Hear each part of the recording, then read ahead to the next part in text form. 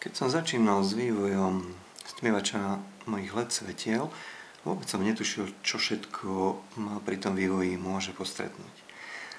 Vyvíjal som to pomocou AT-Tiny 85 a v prvej verzii som mal na infračervený senzor pripojený len jeden pin a ostatné piny na mikrokontroléri boli nevyužité.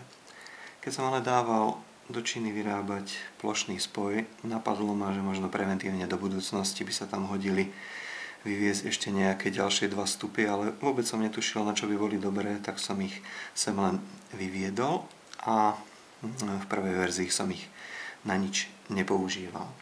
Ako ale pokračoval vývoj softvéru, tak dostal som sa až ku 4. verzii a tam prišla požiadavka, že aby sa ten stmievač, tie časy, ktoré používa na udržanie plného osvetlenia a na udržanie šera, aby sa tieto časy dali nastaviť.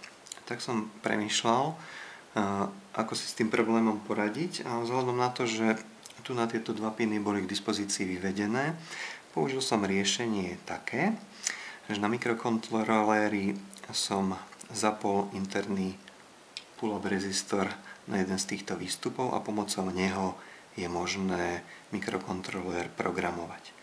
Programovanie je veľmi jednoduché v tomto prípade. Použil som nasledovnú logiku. Keď si mikrokontrolér pripnem do elektrickej energie, tak podstatné je, že či sa tento jumper nachádza v polohe logickej jednotky alebo logickej nuly. Pokiaľ ho pripojíme na logickú nulu, dostaneme ho do režimu programovania a môžeme si pozrieť, ako to vyzerá.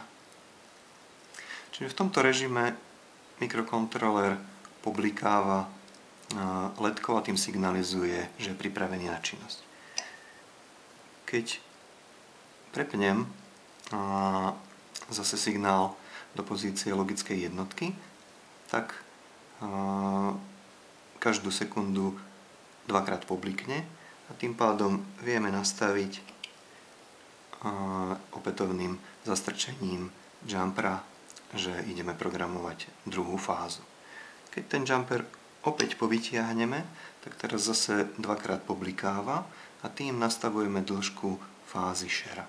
Nastavíme ju povedzme krátko kvôli tejto ukážke, aby sme videli, že čo to bude. No a posledné vytiahnutie jumpera slúži na zapísanie údajov do EEPROMky a ten systém je pripravený k činnosti. No a teraz si môžeme pozrieť, že či sa mi to podarilo dobre naprogramovať. Čiže jumper opäť prepnem do polohy logickej jednotky, pripnem infračervený senzor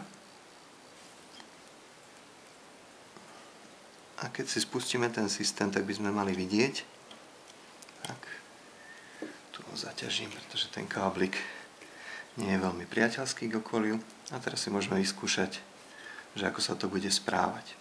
Čiže pri štarte ten systém, tento konkrétny infračervený senzor reaguje pri spustení okamžite, takže mali by sme vidieť približne 10 sekúnd, že bude intenzita LED-ky na plnej intenzite.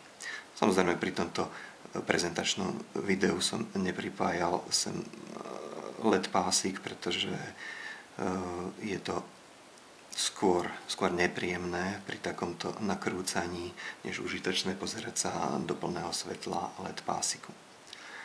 No a teraz už by sme mali pomaly vidieť zhasnutie senzora. Stále ešte sa to neobjavilo. Už to ide.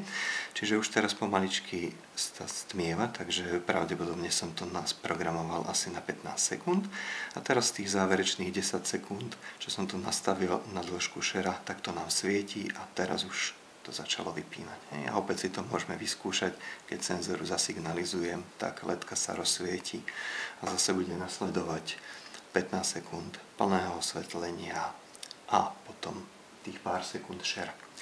Ten systém je nastavený blbúvzorne, čiže pokiaľ nedodržíme presne tú programovaciu sekvenciu, že vyťahujeme a za strkávame jumper do 10 sekúnd, tak ten systém automaticky po prvých 10 sekundách našej nečinnosti nastaví implicitné hodnoty, ktoré sú vo verzii 1.4 tohto programu, ktorý sa nachádza v mikrokontroleri, nastavené na 45 sekúnd plného osvetlenia a 45 sekúnd šera.